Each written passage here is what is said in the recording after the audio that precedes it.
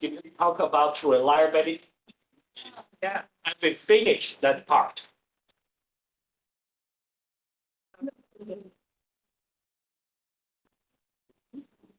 Yes, you finish. We'll finish that. Okay. So, so today we are going to proceed with another test, which is a validity test.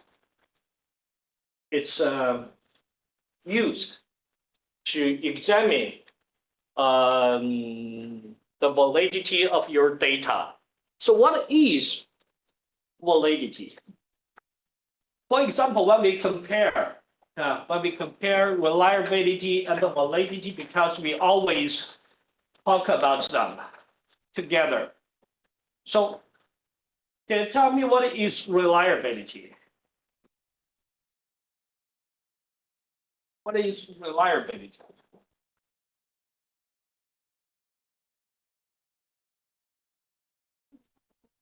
See, we talk about accuracy. Yeah.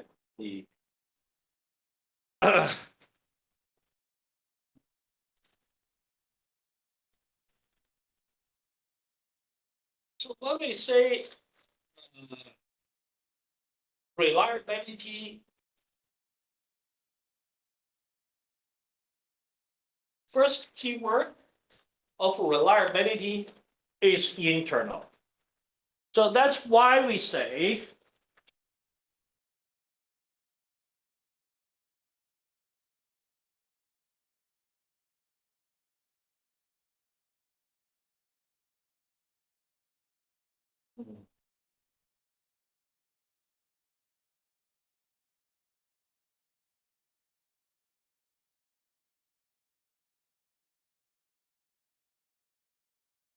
so when we say it is internal, it means it's talking about what? It's talking about A1 to A6 because they are the internal atoms of the construct of A. Right? Yeah, so this is internal. This is internal within the construct. And the next keyword,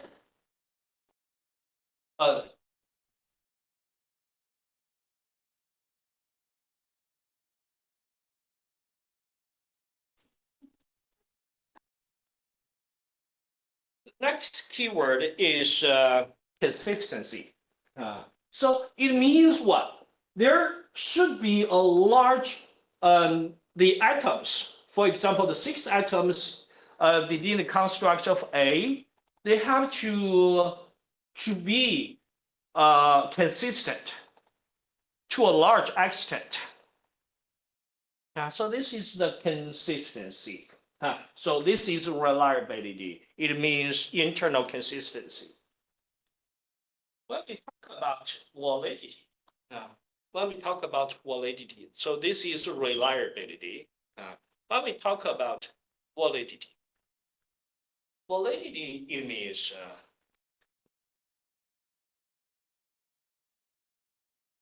so the key word for one of the words for validity is external. External. Why it is external? Because we have to confirm. We have to confirm that the construct, for example, A, is different from the construct B. They are different. We examine different concepts. They are distinctive. So this is why we say the keyword for validity is external. For example, here in this data, we examine the constructs of A, B, C, D, E. So you have to tell others that they are different. They are distinctive concepts. You have to differentiate them empirically. Do you understand me? Yeah, you have to use the data to empirically differentiate these constructs. You have to know, you have to tell others using your data, you have to tell others A is A, B is B. They are different. Clear?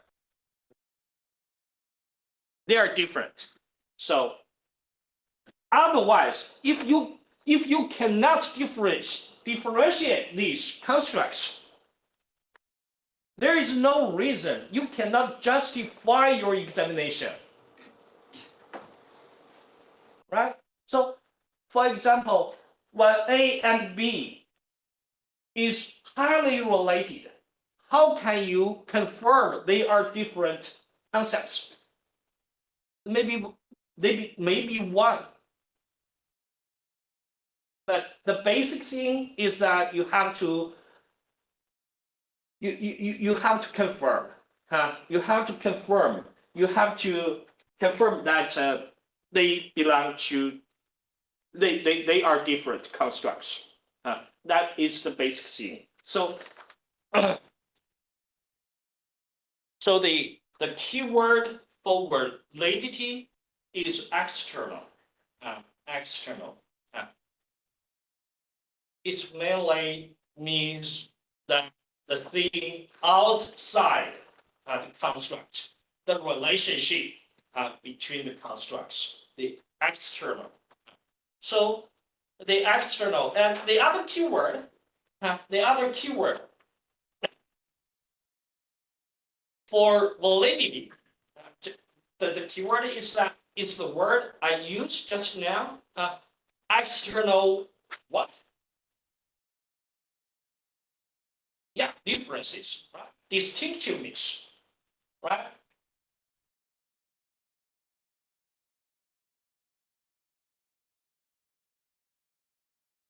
So what is validity? Yeah. If we make summary, we summarize, validity just means the external distinctiveness. So you have to confirm that A is different from B, A is different from C, and so on. So this is validity. This is validity.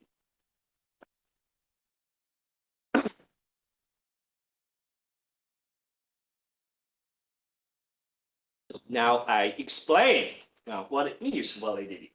And now, next, we are going to examine. We are going to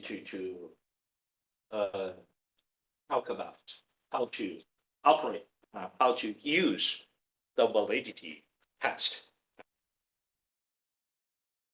So if you want to examine the external distinctiveness, basically you want to examine what?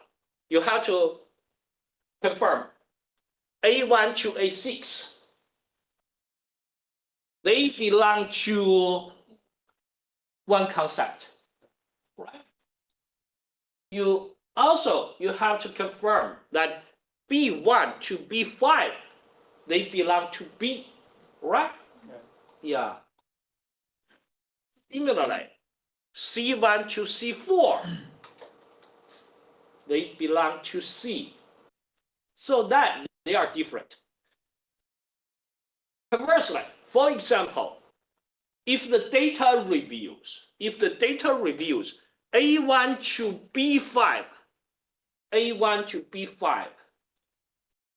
they belong to the construct of F. Another one, A1 to B5, they belong to another construct, another factor. So is there external distinctiveness? No, because A1, A2, A6, B1, B5, they belong to the same factor. So there is no distinctiveness to them. Right? That is the same we need to examine.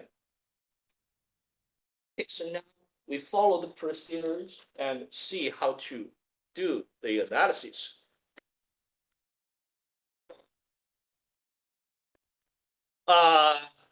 Okay, still analyze. Go to analyze. Then we go to, where is it?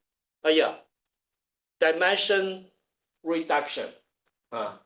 Analyze dimension reduction. And then you'll see this is a factor analysis.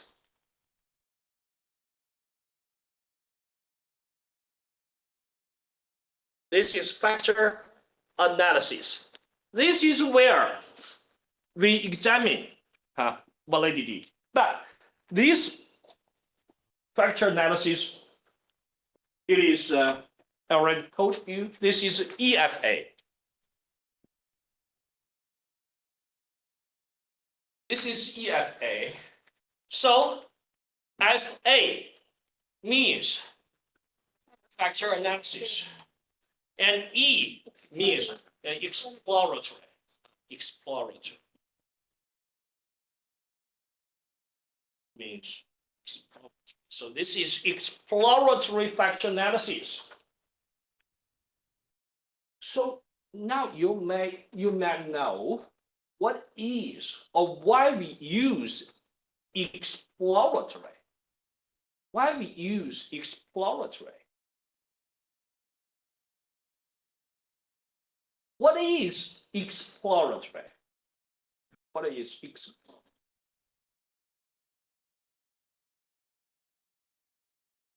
Why we use explore, it means we have no idea what it is. So we want to explore it, right? So this is explore. So when we use EFA, it means we have no idea or we don't know the factor structures. We don't know the factor structures. So we want to explore its factor. So this is exploratory. We have another factor analysis, which is CFA. CFA is also factor analysis, but C means conformity.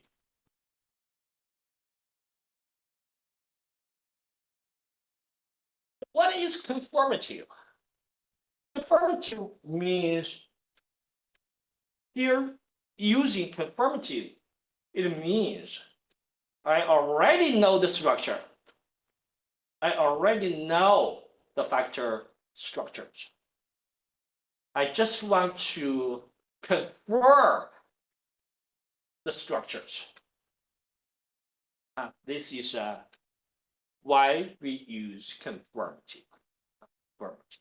So, but EFA, we use EFA in SPSS. We use CFA in structural equation modeling, not in SPSS. SPSS cannot perform CFA. Okay, so now we are talking about exploratory factor analysis.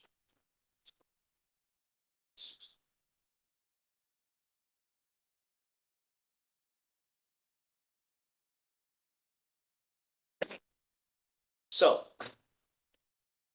you can take a guess which ones have to be moved to this plan. Now I want to confirm which items belong to a factor, which items belong to another factor. This is EFA.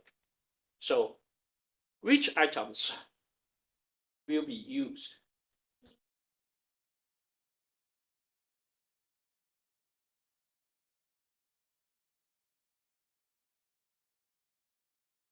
Which items will be used?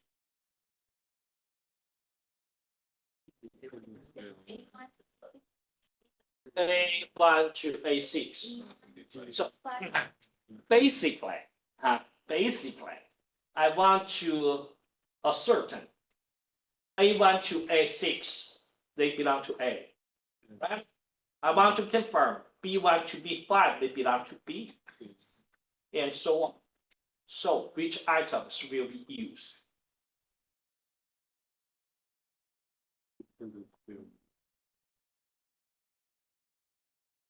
I also want to differentiate between the independent and the dependent. Right? All of these concepts are distinctive. So, which items? All the items. Right? All the items. Except for the demographic variables. All these items will be used for EFA. So I just want to know which factors belong to A. Well, I'm sorry. Which items belong to A, which items belong to B, which items belong to C, which belong to E. So this is what we are going to do. Okay, I put all of them here, all of the items.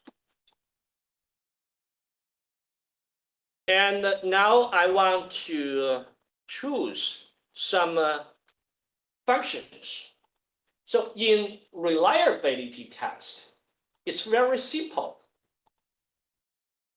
But in here, it's going to be, it's relatively complex. So we have to choose many functions in here. First one here, descriptive.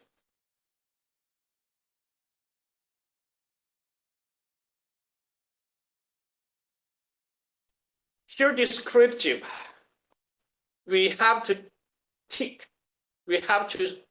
select coefficient, significance levels, KMO values. We have to choose them. These values will show whether your data is suitable for EFA. Whether your data is suitable for EFA. Okay, so now we are talking about significance level. How to represent significance? How to represent significance?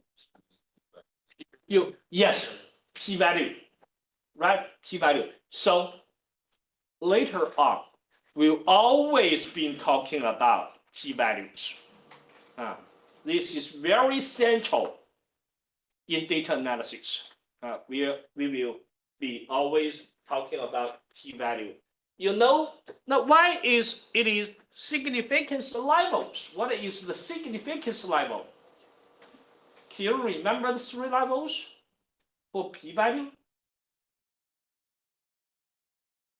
Okay. What is that? What is the value? The level?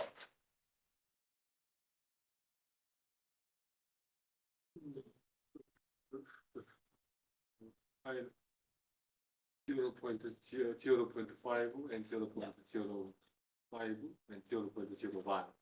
3 levels. So when p smaller than 0.05, Yes. this is represented by one asterisk. Yes. When p is smaller than 0.01, 1, 2, this is represented by two asterisks. When p-value is smaller than 0.001, is represented by three asterisks. Three asterisks. These are the three significance levels. It simply means when p-value is smaller than 0.05, it is significant. And the smaller the p-value is, the more significant. Yeah. Okay, so now we choose coefficients, we choose significance levels, and we choose the KMO values. All these values, all these statistics signify your data suitable for EFA or not. So we choose the three ones and continue. Next.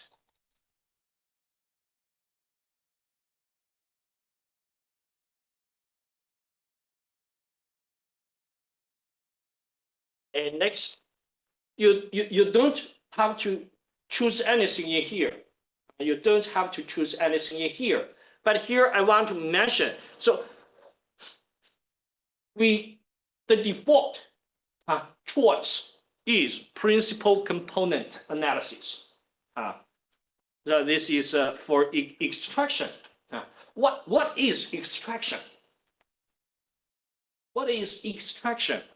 Here we have so many atoms, right? So many atoms from A1 to E5. We choose all of them from A1 to E5. What are we going to do?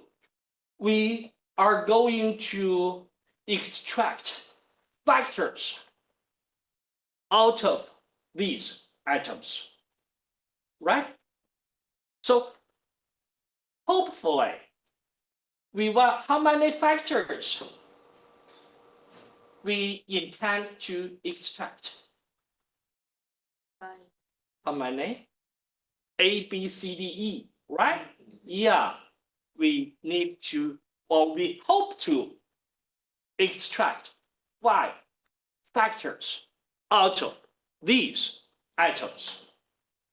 So extraction, just the method we use for the extraction. So we use principal component. What is the criteria for factor extraction? You can see here, we have 2 methods for extraction. 2 methods. One is based on eigenvalues. Based on eigenvalues. Can you see that? Or maybe you can see that on your own computers. Yeah. Based on eigenvalues. It means when the eigenvalue is greater than 1, it will be extracted as an individual factor. as an individual factor. You will see that in the tables. You just remember this. When the eigenvalues greater than 1, it will be an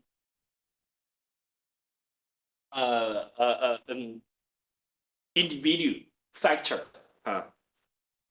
Well, we have another method, fixed number of factors. Fixed number of factors. What does it mean? What does it mean? Fixed numbers. So you just tell the software, I need 5 factors. You simply ask SPSS to extract 5 factors. Yeah. Compulsory. Compulsory. But you consider this? Is this method legal? Is this legal? Is this appropriate? Here we have so many items. I hope we can extract 5 factors, right? Then you ask SPSS, okay, you give me 5. You give me 5 factors. You tell SPSS to do that. Is that appropriate? Is that legal? Is that legal? Is this suitable? Is this appropriate? Of course not. Yeah. Suppose the SPSS maybe it can extract 4 factors. Maybe it can extract 3 factors, or it may extract more than 5, 6, 7, 8 factors. Yeah, based on the data. Yeah, but now you force SPSS to extract 5 factors. Of course, this is not legal. Yeah, this is wrong. It's not legal. So this method is used in some special situations. So later I will tell you when we'll use this method. But normally it's not allowed to use it. So we just use the eigenvalues, the eigenvalue as criteria. Okay. So you don't have to change anything in here.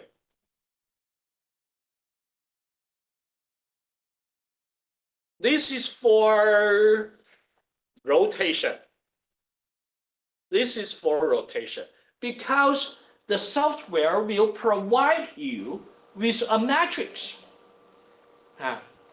And we have to rotate the matrix. So we need to do the rotation. So you simply remember we use very max, this method for the rotation. Very max. Simply remember this. You don't have to understand why. You don't have to understand why. You just remember we use very max. So if you're really interested, I can explain in about several hours. If you are interested. Yeah. So very max here. And continue. And last one, options. Options. What? And you don't have to do anything in here. So you go to options. You go to options. In here, you choose these two, sorted by size and surprise small coefficients.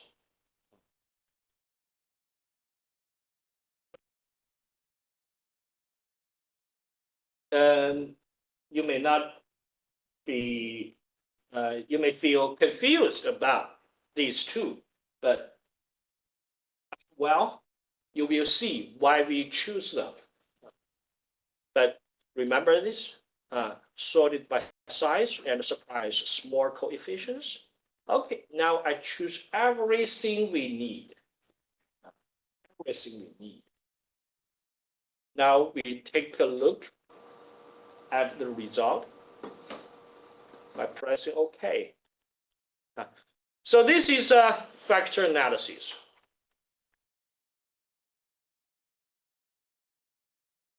This is factor analysis. This is correlation matrix. We don't need to take a, we ignore this one. This is the first useful table. Can you remember why we have this table? Why we have this table? Because we choose the significance level at the K and O values, right? Yeah.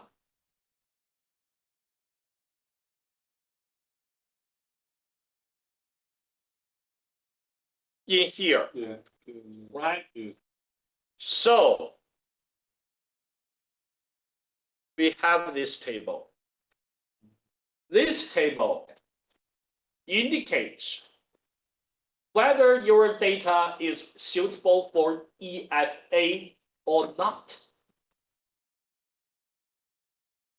Because the significance level, what is the p-value? What is the p-value?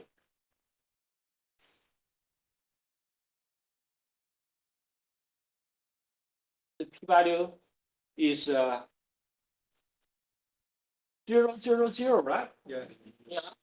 So is it significant? Yeah. Is it significant? Yeah. Yes, right? Represented by 2. That's 3. 3 asterisks, right? It's significant, and it's very significant. It's represented by 3 asterisks. So it's suitable for EFA. So in here, in your paper, you need to report. You need to report K and O value, which is 0.829. 0.829.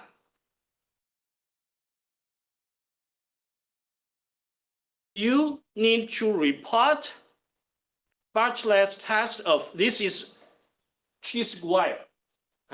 This is chi-square, which is this number. This number, yeah, 5,711. You need to report p-value, which is 0, 0, 0. So by reporting these statistics, we know your data is suitable for EFA. For EFA. Okay, so much for this. The next useful table is here. The next suitable.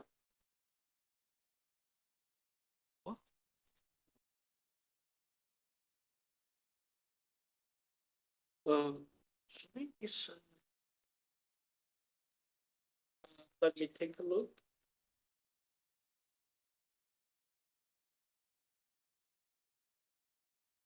Oh,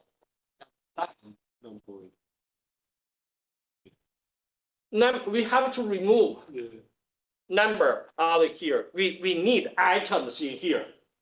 But number, well, yeah, this is mistake. Okay, now we still. It's a little bit different. Yeah, KMO and approximate chi-square and p-value. The next useful data, table is here. Take a look and see what information we can learn from this table.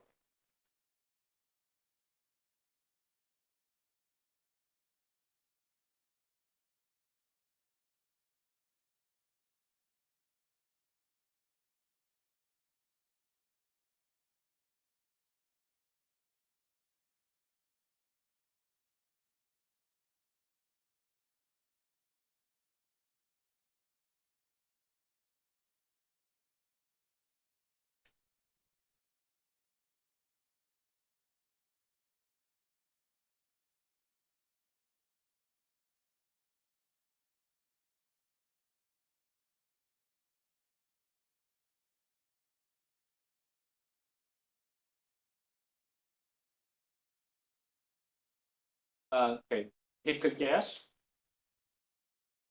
So please share what information you can learn from this table.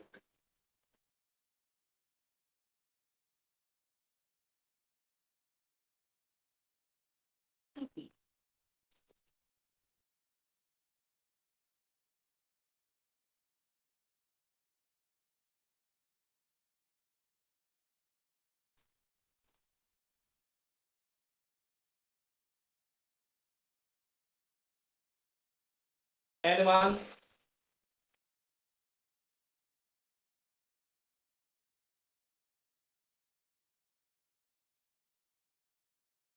Yes.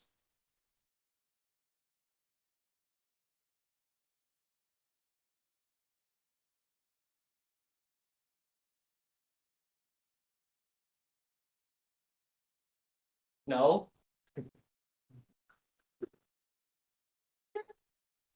No one. No one guess. Did you notice this word? Eigenvalues? Yes. What did I say? Eigenvalues is used for used for what? It's used for extraction, right? Yeah, extracting factors. Before extension. And what is the criteria of the eigenvalues? One, right? Yeah. So further. It's greater than.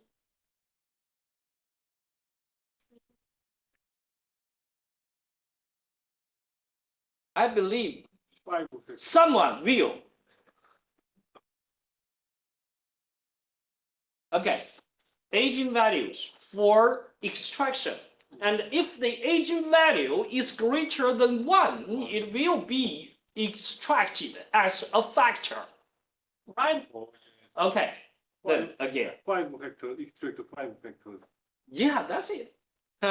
You can see here, we have 5 lines in here, right? Why these 5 lines in here? Because these 5, their eigenvalues are greater than 1, right? Greater than 1. So, altogether, 5 factors have been extracted, right? Yeah, it indicates, okay, based on your data, altogether 5 factors have been extracted, right? Yeah. And the 5 factors altogether explain 56% of the total variance of the data. Okay, but the most important thing is that now we know there are 5 factors, right? 5 factors. Yeah. We hope how many factors? We hope Five. there A, B, C, D, E, 5, right? Yes. And it's 5, right? Yeah. Yeah, but we okay, only now the number of the constructs and the number of the factors they match with each other, right? Yeah, but we don't know the details. We don't know the details. Now let's scroll down. Here we have a matrix. We have a matrix. Here we have a rotated matrix. Why we have a matrix and why we have a rotated matrix? Just because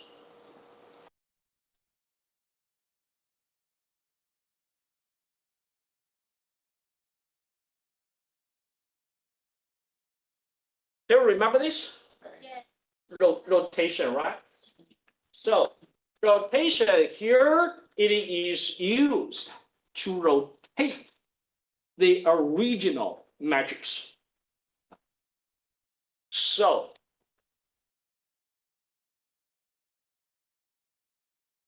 now we have the rotated matrix, and we are going to examine the rotated matrix. Why? This is also informational, but we merely looked at the rotated matrix because the information in this matrix is organized. So we look or we check this table. It's okay for us to check this table. Okay, now you have 2 minutes again and try to understand some rules. How organized the table is. What information we can learn from this table. Okay. 2 minutes.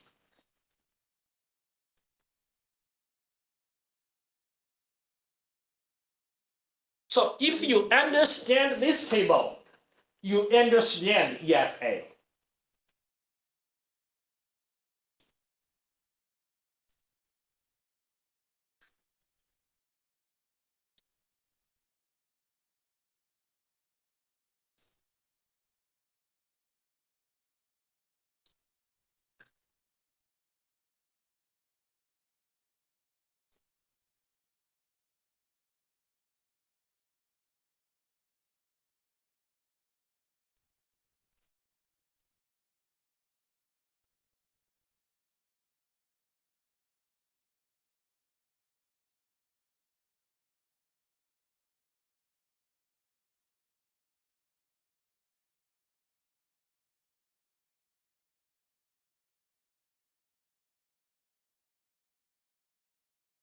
Compose about the rule.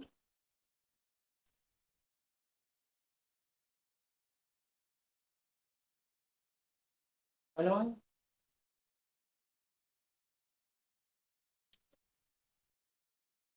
What?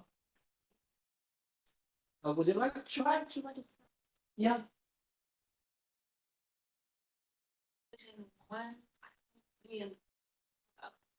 Yeah, here we have 5 columns, right? Yeah. 1, 2, 3, 4, 5. These are those items A, B, C, D, E. And so the 5, what are the 5 columns? For those items A, B, C, D, E. A, B, C, D, E, right? Yeah, A, B, C, D, E. Okay, good. What else? Anything else? Yeah. Another is it shows that the independent A4 there's significance with the A. What? Sorry.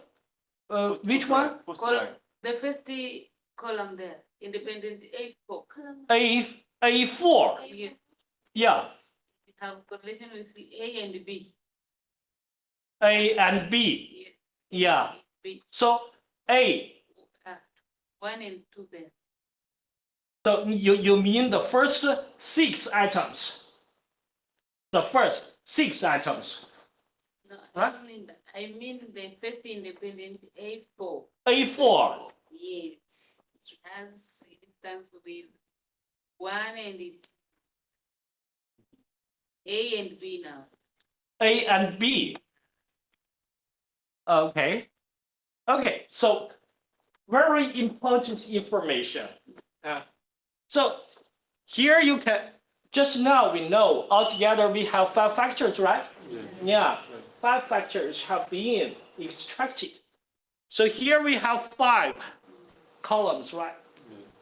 The 5 columns represent the 5 factors.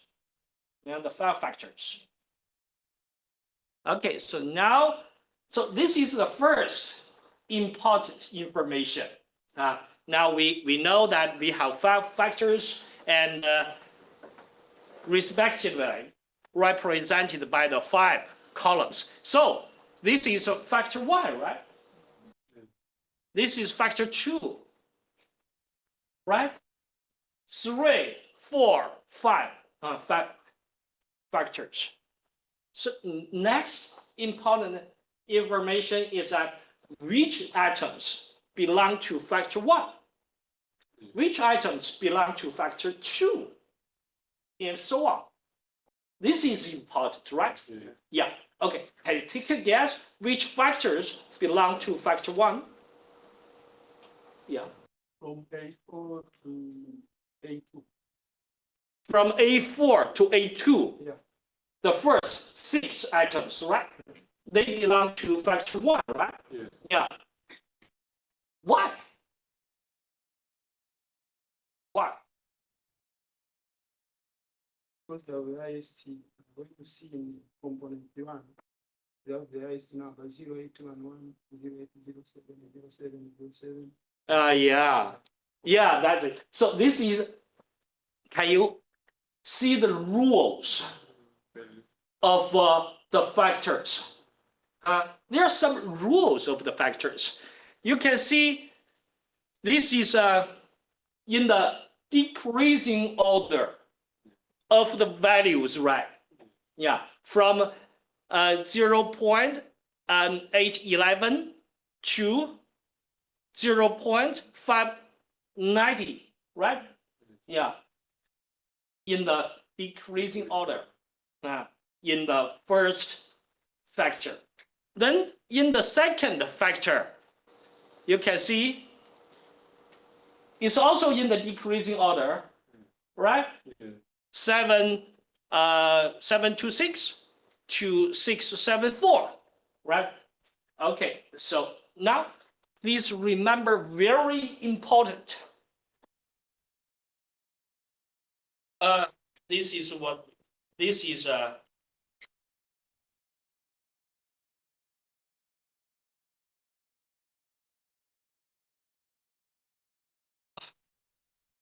So please be aware. This is very important. So just now I said p-value is one of the key data in data analysis.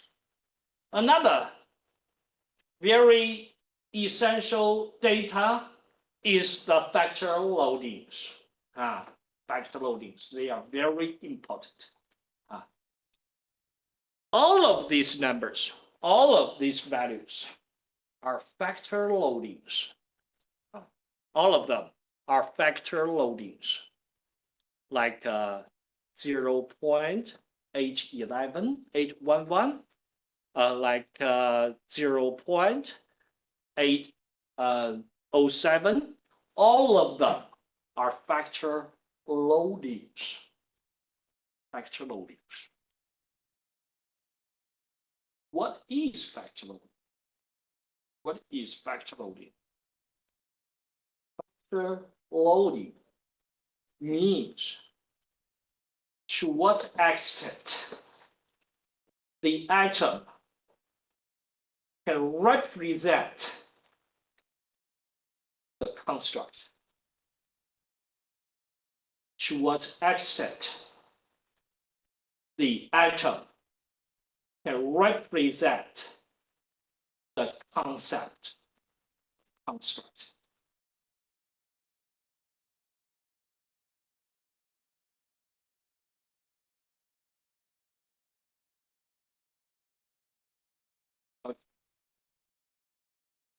So,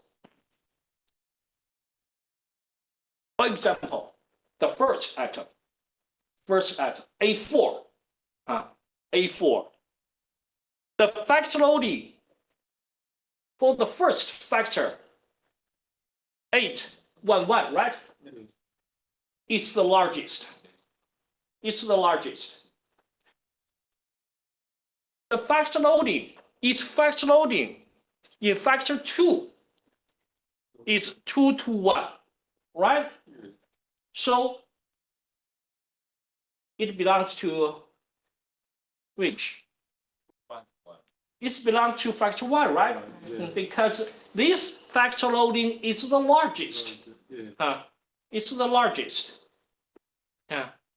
It's much larger than the factor loading on factor 2, right? Yeah, so E4 belongs to A, belongs to first factor, right? Yeah. Okay. It's the case for the first 6 atoms, right? For all of the first 6 atoms.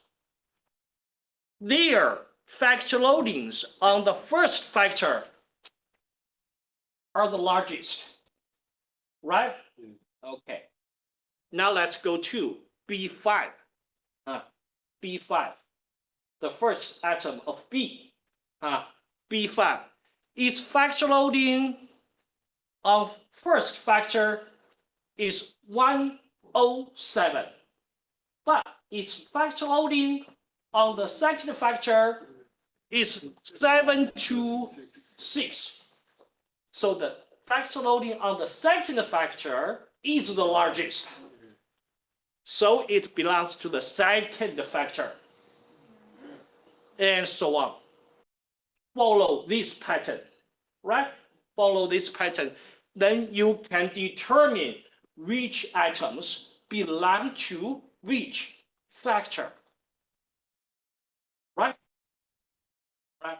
So this is kind of the rule you see just now. Yeah, just now. But how you determine that is based on factor loadings. It's based on factor loadings. That's the rule. That's the rule. So now we know, you can see here, A1 to A6 belong to the first factor, right? Yes. B1 to B5 belong to the second factor, right? Yes. C1 to C4 belong to the third factor, right? Yes. E1 to E5 belong to the fourth factor, right? Yes. And D1 to D3 belong to the fifth factor, right? Yeah. So it's perfectly aligns with our expectation, right? Yeah. Magic, right? So this is what? This is the function of the validated measures. This measure has been validated by many, many studies. So it will,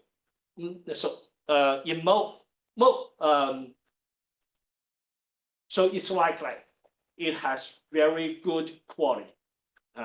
Very good quality. So okay, so this is this one. Match with our expectation. So now we know. A is A, right? Yes. A is A because the 6 atoms belong A. They are different from B, right? Yes. B is different from C, right? Yeah. Yeah, and from E and D. So now let's come back. Let's come back. This is what we say. Why we say validity? It means external distinctiveness. Right? Yeah. Can understand that better. Yeah. That's it. That's it. Okay. Now I have some minor questions. Here in this table, you can see so many values, and you can still see many blank spaces, right? Why there are so many blank spaces? No relationship. No. Less than 0.5. Okay. How about it? A4, right? It has factor loadings on first and second factors, right? Although its factor on first loading is the largest. Why it has factor loadings on the first two factors, but no loading on the latter three factors? We have loadings on the first two, but no loading for the latter three. Relationship. No. There is, it doesn't describe relationship. It merely represents to what extent it belongs to a factor. It's large. It means it's suitable for this factor. If it's small, it means it's not suitable for this factor. Yeah. So why there are blank spaces here?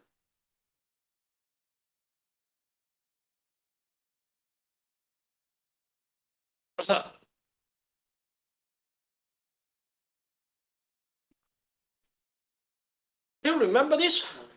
We take this one, suppress small coefficients. Here, 0.1.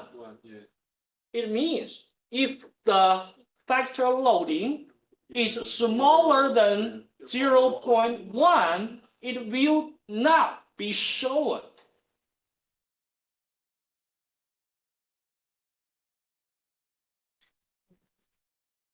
Okay. So now you can tell me, is there a value in here? Yeah. Yes, Yes. but because they are too small, they are smaller than 0.1, they are not displayed. That's the reason. So you can see so many blank spaces here. Why? Just because they are too small. Yeah, they are too small. Okay. This is first question. And do you know why they are in the decreasing order? Why they are in the decreasing order? And for every factor, the factor loading is displayed in decreasing order, right? Yeah. Yeah. From the largest to the smallest, from the largest to the smallest. Yeah, for each one. We subtest on the option. Corrupted by Subtest is the option. Yeah.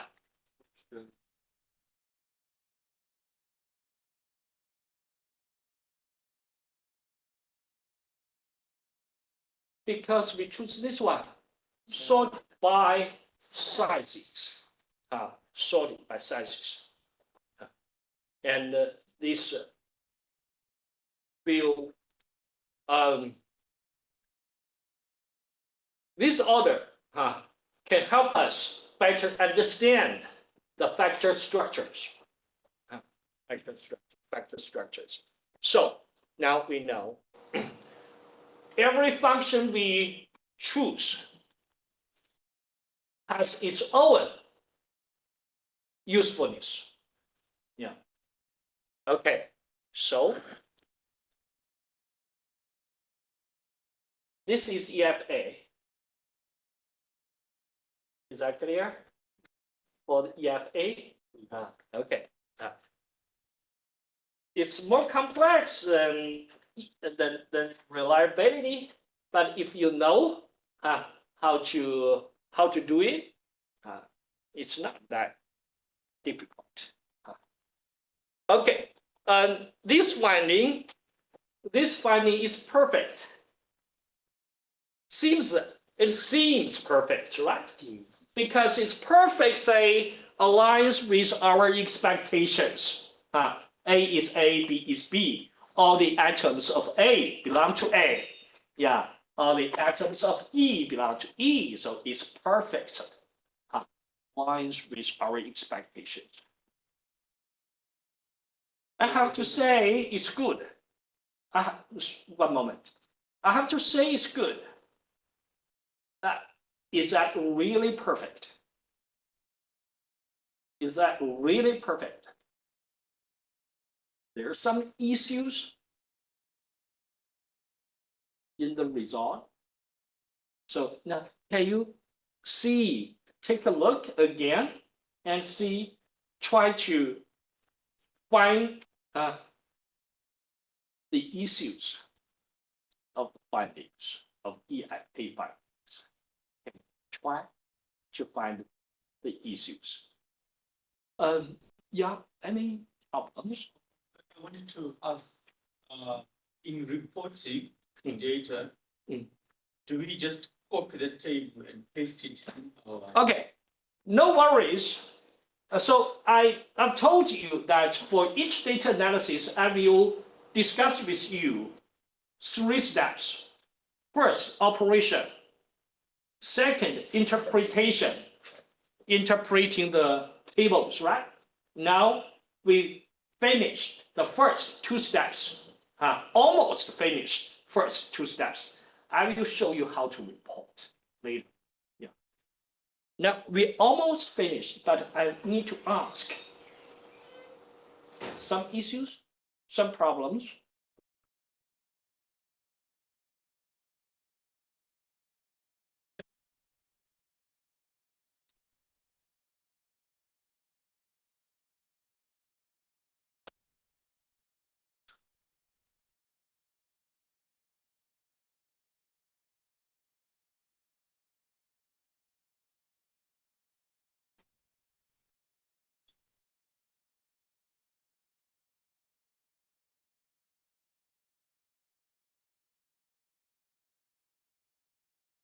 Yeah.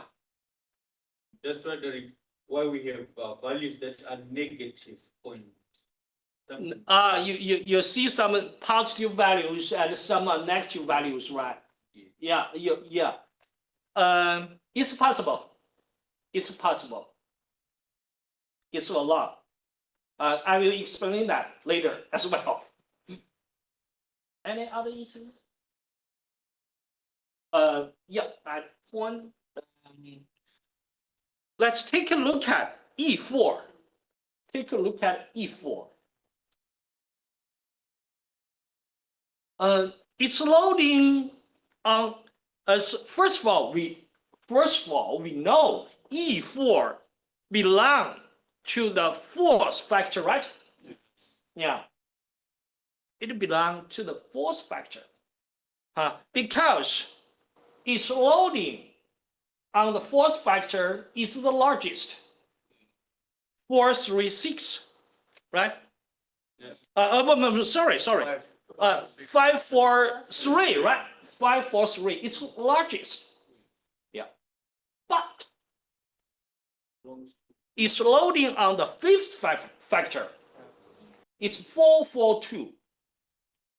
Although it's lower than that, but it's also means it's almost suitable for factor 5, right? Yeah. So of course it's smaller, but it's still large, right? Still large. So 5, 4, 3, 442, no big difference. Yeah, so this item, it could represent the fourth factor. It may also represent the fifth factor, right? Yeah, that's the problem. That's the problem. This is what we saw, what we say. So this is what we say of this is cross-loading. It just means it may represent this factor. It may also represent another factor. The loadings on these factors are high, are large. So this is an issue. This is an issue. How to deal with this issue? Any other? So, next question. What is the criteria for cross-loading? What is the criteria for cross-loading? Present, yeah. Full, Remember this. whatever. Remember this criteria, but we have different criteria. But the widely accepted criteria is 0.35. 0.35.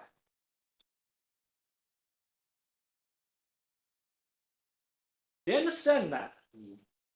So the criteria for cross-loading is 0.35 means the differences need to be, the difference between the values should be larger than 0.35. No. For example, this one, A4. This loading, 811. This loading, 221. Is there cross-loading? No, because the difference between them is larger than 0.35. Right? So there is no issue of cross-loading. Right. Okay, the next E5. E5. Is there cross-loading for E5? E5 Yes. is loading for this factor 436, right? It's loading for the fifth factor is 0.271. Yeah. The difference is smaller than So, 35, right? Yeah, so there is cross-loading. There is cross-loading. Okay. So this is a very important issue concerning cross-loading. You have to understand that. So basically, we just need to confirm that this item clearly represents this factor. Yeah. Then there is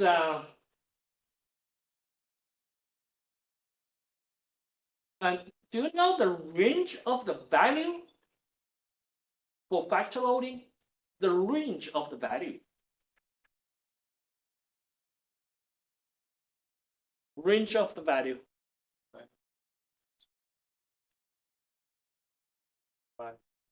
The minimum minus 1. The maximum plus 1, right? So the factor loading is larger than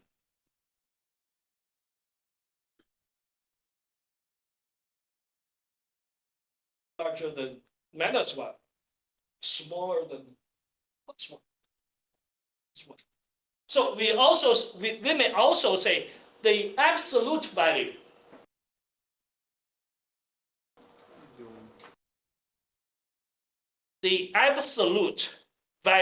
should be smaller than 1, right? Yeah. Yeah, should be smaller than 1. Huh. The negative, the minus represent they may belong to the same factor, but it's in the other direction. It's in the other, so it's possible for negative, for minus. It's possible. It's possible. Okay. This is for EFA. For EFA, so the possibly the issue of cross-loading, but okay. Next question: if there is issue, there is atom, or there are atoms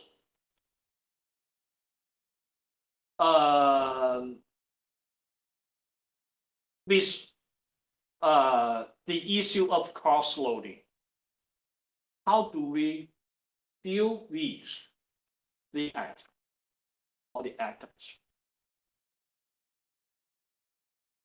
How do we deal with the atoms?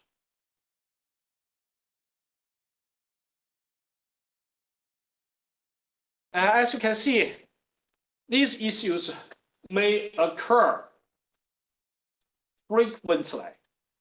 For example, in this one, we have several atoms with cross-loading, atoms, several. Yeah. How to deal with?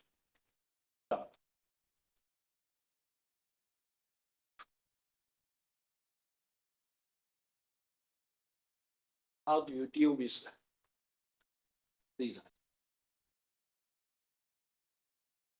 Gas? Remove.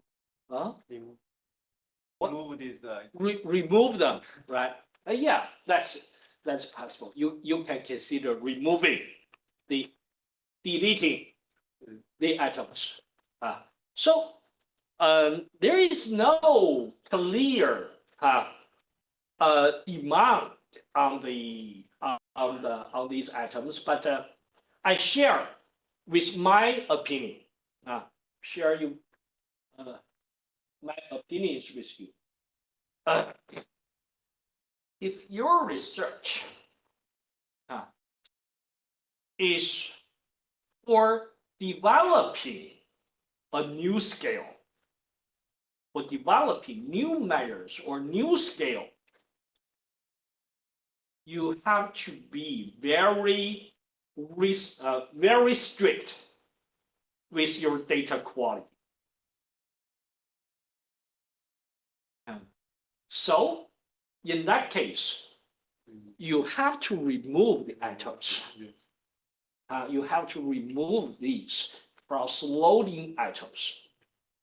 Yeah, because this is a new scale. You have to confirm they are of very high quality.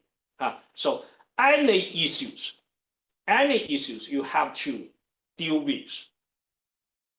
So in that case, you can consider removing these atoms with cross-loading issues. But if you just use others measures, others scales, you use others, you may keep these atoms. You may keep these atoms because you are not creating or you are not developing new scales. Anyway, although there is cross-loading, but it still belongs to a certain factor. Its loading on this factor is still the largest. Yeah. So you can if you are not developing new measures, new scales, you may consider keeping these cross-loading atoms. Yeah, that's my opinion.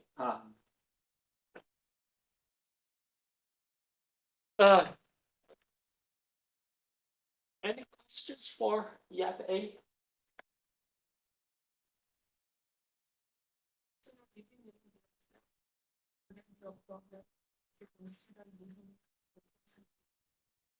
If you are developing new skills, you mean? Yes. Consider leaving the loading issues with that. If you are developing new skills, it's not appropriate to keep them because they are problematic. So you have to delete them.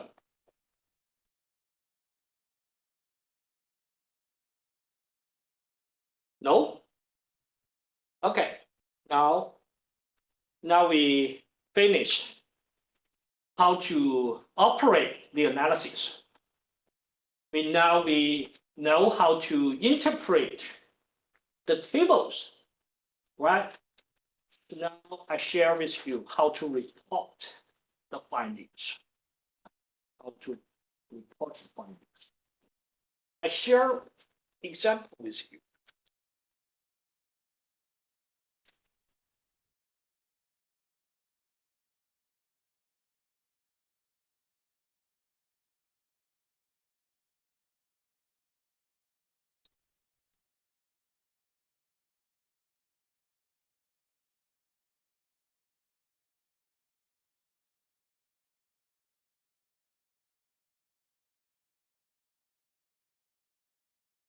I also share this article in the group.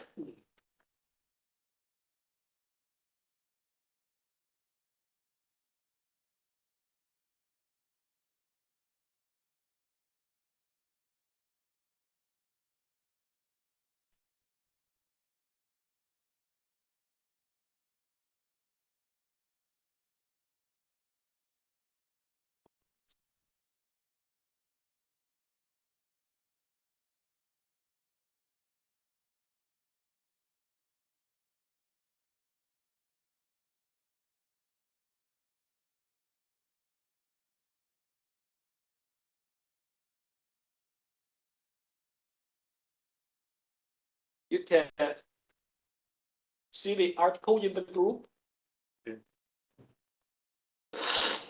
Okay.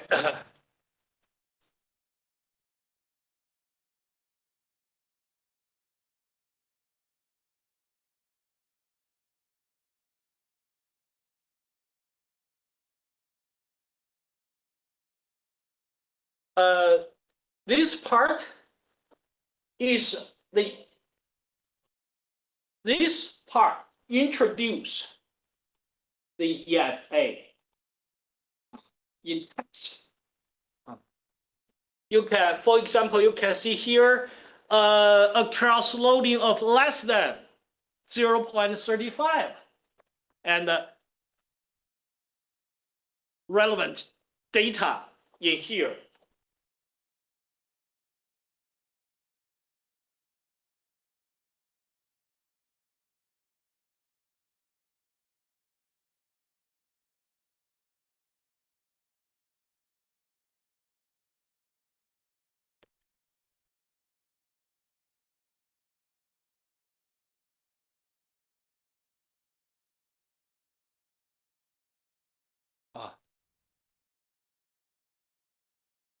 Now you can see this.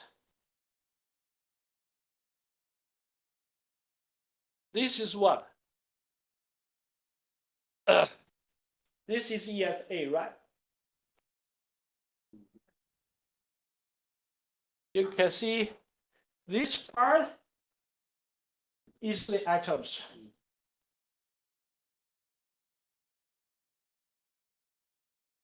This part, the factors, right? The factors.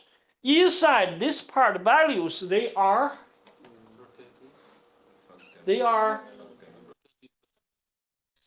but what are these values?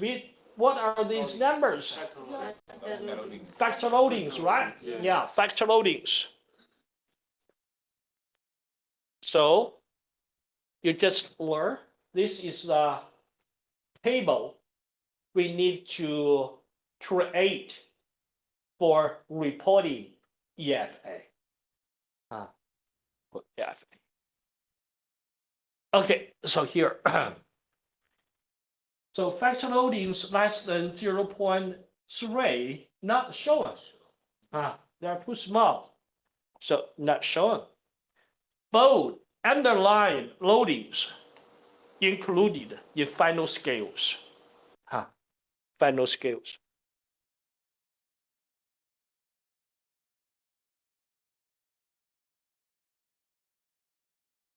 So this is the result.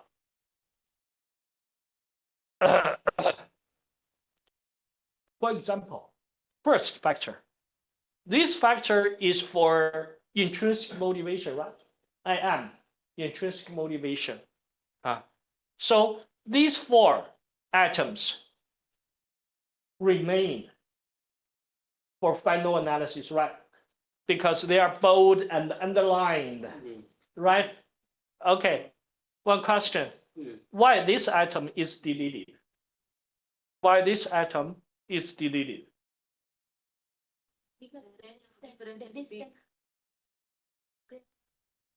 Although it's loaded on this factor, but this atom is AUT4.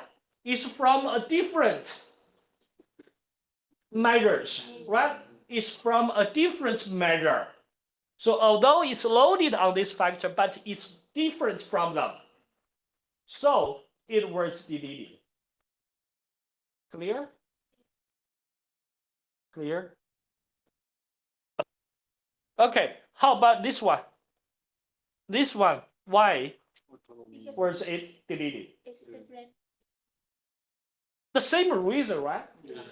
This is for COM, this factor. But this item is from AUT1. This is AUT, from AUT. So it's from a different concept. So it was deleted.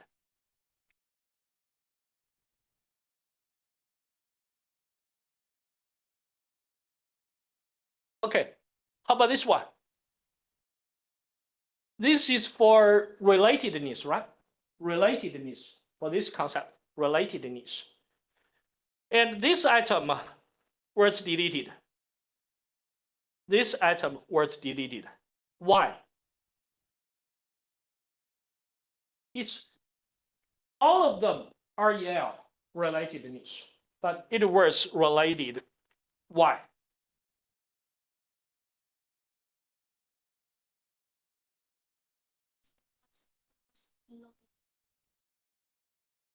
Very good. Did you see why it was deleted? Because there is cross loading for this atom, right? You see 54, 34. Oh, you have to pay attention. The factor loading is for what? For absolute values. Absolute values, because negative, positive, they merely represent different directions. So it's the absolute value is smaller than 0.35, right? So it was deleted. It was deleted for cross-loading. Because of cross-loading, it was deleted. Okay. Now, I share this article with you so you can imitate. You can learn how to report EFA. Yeah. You just learn how they report, right? Yeah. This is the way for reporting EFA. Okay, then you read this part carefully and see why each item was deleted. There are also some other items, they are deleted as well. Why they are deleted? Why these items fit? Why they are deleted? You have to understand that.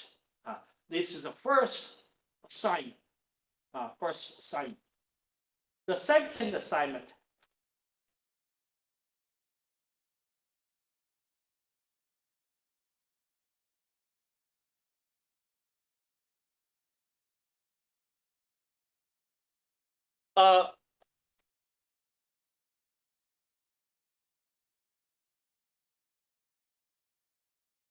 The second assignment,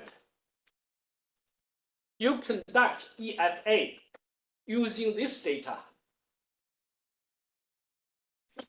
You conduct EFA using this data and share your findings next time. Okay, but pay attention. So there is, you see here, the labels, these items are labeled as numbers. This will cause confusion when you interpret your findings. So when you do this analysis, please select them, copy them, and